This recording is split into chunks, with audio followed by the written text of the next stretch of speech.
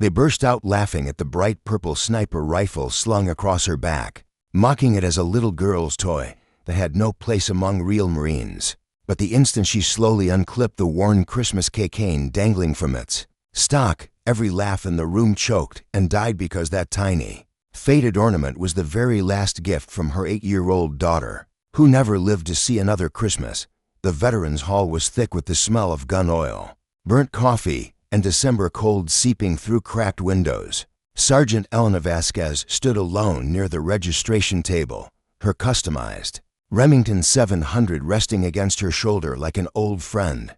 A cluster of young Marines freshly returned from their first deployment, chests puffed with untested pride, had zeroed in on her the moment she walked in. The loudest, a broad-shouldered corporal with a fresh haircut and a grin sharp enough to cut glass, pointed straight at the rifle's vivid purple terracotta finish. "Holy hell, guys, check out the Barbie sniper special," he called, voice bouncing off the concrete walls. "Who let Princess Sparkle in here?" His friends howled, slapping tables, drawing every head in the room toward Elena. She felt the heat of their stares, the sting of their words, but she didn't move. "Not yet. Before I tell you what happened next, drop a quick comment and let me know where you're watching from. I genuinely love hearing from all of you." Elena's fingers tightened around the sling. She had walked into worse firestorms than this, but mockery always hit differently. It crawled under the skin, made old wounds itch. At 42, she carried the quiet weight of 3 combat tours, shrapnel scars hidden beneath sleeves, and a heart that had learned to beat steady even when it wanted to break. Inside, a storm raged. Walk away and let their ignorance fester, or stand her ground and risk ripping open scars. She had spent years stitching closed the halls overhead. Lights hummed, casting long shadows that danced across scuffed boots and folded arms. A cold draft swept in each time the door opened, carrying flecks of snow that melted on the floor like fleeting ghosts. The corporal stepped closer, emboldened by the laughter still rippling around him. "Seriously, ma'am, that Keychain, what is it? A souvenir from Build-A-Bear?" He reached as if to flick the little silver Christmas tree bell, its paint chipped and dull from years of rubbing against magazines and dust. Elena's hand shot out, not aggressive, just firm, and stopped him an inch away. The room hushed. You could hear the faint jingle as the ornament settled. She thought she had buried this moment deep enough that it would never surface again. She was wrong. Slowly, deliberately, she unhooked the Keychain and held it up between thumb and forefinger. The tiny bell caught the light, throwing a weak sparkle across stunned faces. "This," she said, voice low but carrying like a round chambered in perfect silence, "was made by my daughter, Mia. She was 8. The corporal's smirk faltered.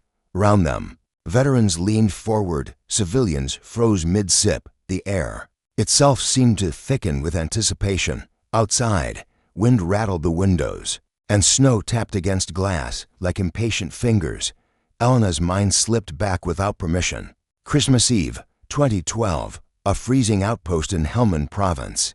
She lay prone on a mud roof, cheek welded to the stock of a still black rifle, watching through her scope as enemy tracers stitched red lines across the night. Her platoon was pinned inside a compound below, radio chatter frantic. She found the insurgent machine gun nest, exhaled, squeezed, one down. Then the mortar round that answered to close. The blast flung her sideways, shrapnel biting deep into her thigh, dust and blood filling her mouth. But she crawled back, kept shooting, kept her team alive until dawn.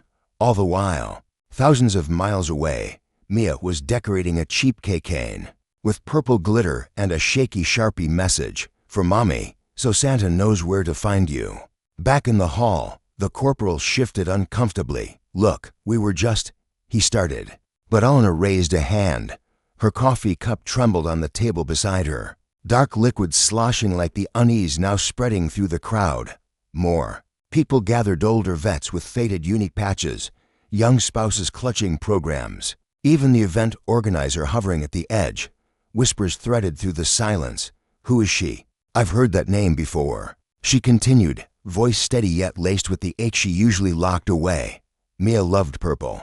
Everything purple. She said it was the color of magic. When I came home on emergency leave, she gave me this Keychain the night before." "Elena, Paused, throat tightening. The night before the leukemia finally won. Gasps rippled outward. A woman near the back pressed a hand to her mouth. The corporal's face drained of color. Bravado collapsing like a shot through target. But the deepest cut was still coming. Elena lifted the purple rifle, letting them see it fully. I painted it after her funeral. Purple for pediatric cancer awareness. Every time I shoulder it, I carry her with me. Then, quieter, some of you were pulled out of an ambush in Sangan Valley, 2015. A lone sniper on Overwatch, impossible shots in a sandstorm. That was me. This rifle, this Keychain swinging the whole time. The room erupted not in laughter, but in recognition. An older gunnery sergeant in the corner stood slowly, eyes wide.